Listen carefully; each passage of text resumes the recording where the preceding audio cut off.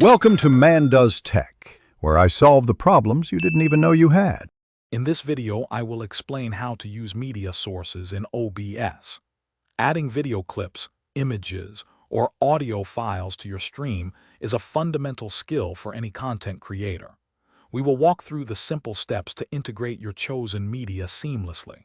You will learn how to set up a new media source, configure its essential properties, and ensure it plays exactly as you intend. This guide will help you enhance your broadcasts with dynamic visual and audio elements.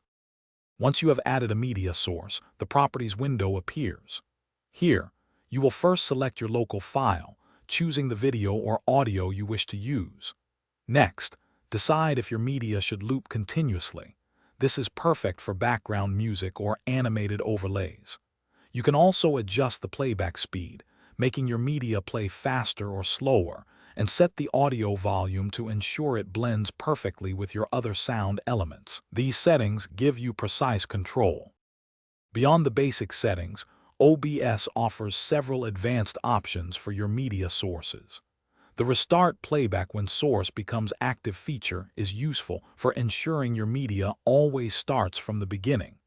Enabling hardware decoding can significantly improve performance, especially with high-resolution videos, by offloading processing to your graphics card. Additionally, the Close File when inactive option helps free up system resources when the media source is not visible, optimizing your overall OBS performance.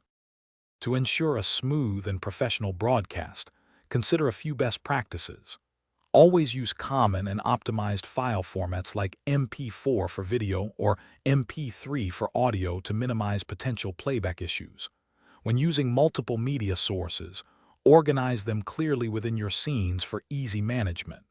Most importantly, always test your media sources thoroughly before going live.